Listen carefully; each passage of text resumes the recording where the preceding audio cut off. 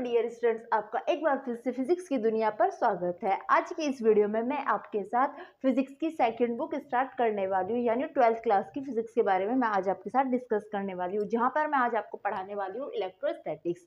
Electrostatics क्या है? Electrostatics हमारी स्टडी ऑफ इलेक्ट्रिक चार्ज यानी चार्ज की स्टडी है। देखो, पहले हम इसका एक बेसिक कॉन्सेप्ट जान लेते हैं कि इलेक्ट्रोस्टैटिक्स है क्या। देखो, electric study of electric energy, यानी कि यहाँ पर हम चार्ज के लिए स्टडी करने वाले हैं। अब चार्ज की स्टडी भी हमारी 2 टाइप से हो सकती है। या तो हमारा चार्ज स्टेबल पोजीशन में हो सकता है यानी रेस्ट पोजीशन में हो सकता है, और दूसरा हो सकता है चार्ज हमारा मूव कर रहा हो। तो उस कंडीशन में हमारा क्वेश्चन ये आता है कि क्या चार्ज की दोनों ही कंडीशन में स्टडी सेम होती है, डिफरेंट होती है? तो माय आंसर इज नो। हम जो हमारा रेस्ट पोजीशन में चार्ज होगा उसकी स्टडी हम इलेक्ट्रोस्टैटिक्स के अंदर करते हैं, ठीक है। वहीं अगर हमारा चार्ज मूविंग कंडीशन में होता है तो उसकी स्टडी हम इलेक्ट्रोडायनामिक्स से करते हैं। कैसे करते हैं? इलेक्ट्रोडायनामिक, ठीक है।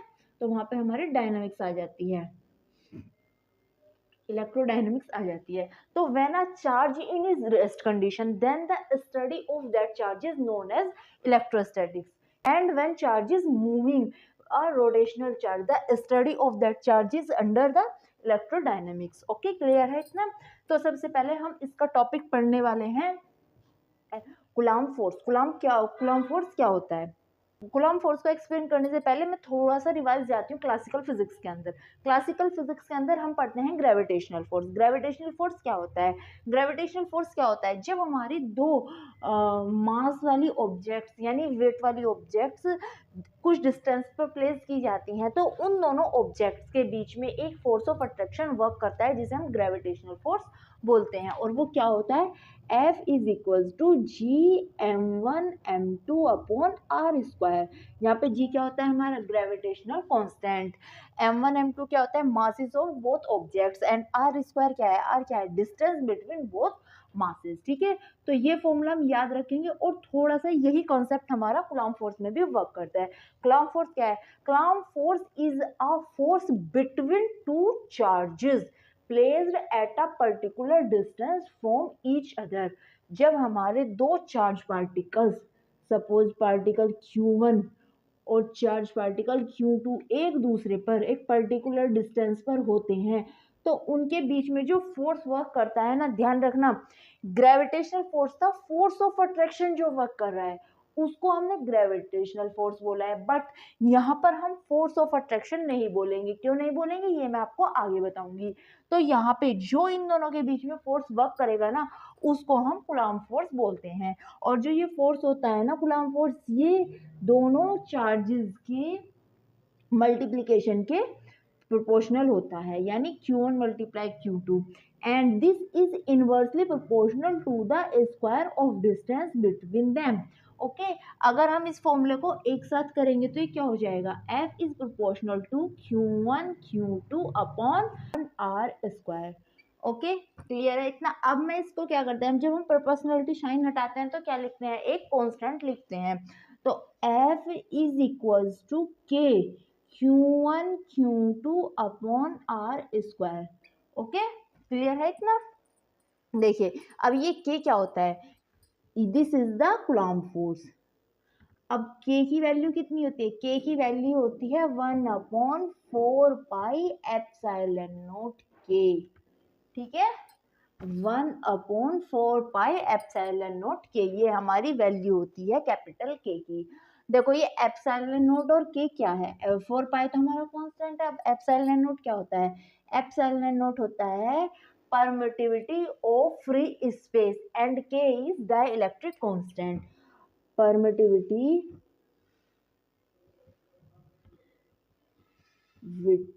Of free space and small k is dielectric constant. क्या है ये? Dielectric constant. अब देखो, परमिटिविटी ऑफ फ्री स्पेस क्या होती है? पहले हम जानते हैं परमिटिविटी क्या होती है। परमिटिविटी हमारी किसी भी मटेरियल की एबिलिटी होती है एनर्जी को स्टोर करने की, कि वो कितनी इलेक्ट्रिक एनर्जी स्टोर कर सकता है, उस एबिलिटी को हम उस मटेरियल की परमिटिविटी बोलते हैं। किसी भी मटेरियल की एबिलिटी एनर्जी स्टोर करने की जितनी ज़्यादा होती है उसकी परमिटिविटी उतनी ही हाई होती है। या फिर हम ऐसा बोल सकते हैं, कोई ऑब्जेक्ट जितनी ज़्यादा हैवी परमिटिविटी का होगा उसकी एनर्जी को स्टोर करने की कैपेबिलिटी उतनी ही ज़्यादा होगी, यानी वो उतनी ही ज़्यादा एनर्जी को स्टोर कर पाएगा। और डाइलेक्ट्रिक कांस्टेंट क्या है? डाइलेक्ट्रिक कांस्टेंट किसी भी इलेक्ट्रिक फील्ड के अंदर कोई किसी भी मटेरियल की ability to store the energy compare to the vacuum, यानी कोई मटेरियल वैक्यूम के कंपेयर में कितनी एनर्जी को स्टोर कर रहा है उसको हम डाइलेक्ट्रिक कांस्टेंट बोलते हैं। और ये हमारा रेशो होता है। किसका रेशो होता है? के जो होता है permittivity of material divided by permittivity of free space यानी वैक्यूम। ठीक है। और अगर मैं फ्री स्पेस की बात करूँ ना, जैसे हम यहाँ बात कर रहे हैं, अगर मैं यहाँ फ्री स्पेस लेके चलूँ तो फ्री स्पेस के लिए के हमारा 1 होता है। ठीक है। कितना होता है फ्री स्पेस के लिए? के 1 होता है। तो इस फॉर्मूले में जो ये फॉर्मूला है यहाँ पे हम के को 1 मान के चलते हैं और इसलिए हम कैपिटल के 1/4 पाई एप्सिलॉन नॉट ही लिखते हैं। ठीक है। वैक्यूम के लिए के कितना होगा? 1 हो जाएगा। तो इस तरह से हमारा ये फॉर्मूला क्या बन जाएगा? तो F is equals to 1/4 pi epsilon naught Q1 Q2 upon r square. ठीक है। इसकी पूरी वैल्यू कितनी होती है? 9 मल्टीप्लाई 10⁻⁹। ओके। और एप्सिलॉन नॉट की वैल्यू कितनी होती है? वैक्यूम के लिए होती है 8.85 मल्टीप्लाई 10⁻⁻12। ठीक है। फेराड्स पर मीटर। क्या? फेराड्स पर मीटर होती है परमिटिविटी फ्री स्पेस की। अब इसकी डायमेंशन क्या होती है? यूनिट कितनी होगी इसकी? तो कैसे निकालेंगे हम यूनिट? इसको यहाँ पे छोड़ देंगे, इधर चला जाएगा तो यूनिट कितनी हो जाएगी? यूनिट जो होगी हमारे कांस्टेंट के की वो होगी न्यूटन मीटर स्क्वायर पर कूलम स्क्वायर। ठीक है। ये हमारी यूनिट आ जाती है कूलम फोर्स की। अब देखो, मैंने आपको ये बताया था कि जो हमारा ग्रेविटेशनल फोर्स होता है वो फोर्स ऑफ अट्रैक्शन होता है, बट कूलम फोर्स हमारा फोर्स ऑफ अट्रैक्शन नहीं होता है। मतलब ऑलवेज फोर्स ऑफ अट्रैक्शन नहीं होता है। ये हमारा फोर्स ऑफ अट्रैक्शन भी हो सकता है, फोर्स ऑफ रिपल्शन भी हो सकता है। कैसे? जो चार्जेस होते हैं हमारे, चार्जेस 2 टाइप्स के होते हैं, पॉजिटिव चार्ज और नेगेटिव चार्ज। तो जब हमारे सेम टाइप के चार्जेस एक दूसरे को अट्रैक्ट करते हैं, यानी एक दूसरे के पास आते हैं, तो वो एक दूसरे को रिपेल करते हैं। ठीक है। एक दूसरे से दूर जाएंगे तो इस तरह से कूलम फोर्स हमारा वहां पे क्या हो जाएगा? Force of repulsion.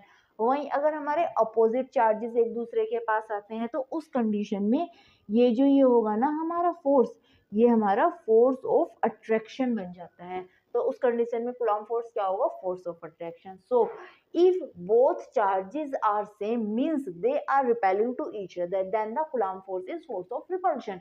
And if the both charges are with opposite sign, then the charges attract to each other, and in that condition Coulomb force is force of attraction. Clear है? कोई doubt तो नहीं है students? तो चलो अब हम आगे बढ़ते हैं। Coulomb force हो गया ये। ठीक है। कोई डाउट तो नहीं है?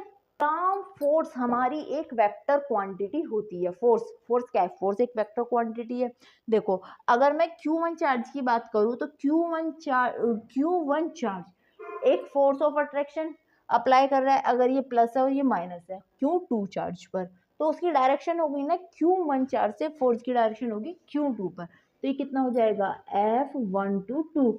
इसी तरह से Q2 चार्ज क्या करेगा? Q1 चार्ज पे फोर्स ऑफ अट्रैक्शन अप्लाई करेगा। तो ये कितनी हो जाएगी? F21, यानी चार्ज 2 से चार्ज 1 की तरफ, और ये है चार्ज 1 से चार्ज 2 की तरफ। ठीक है। क्लियर है? कोई डाउट तो नहीं है?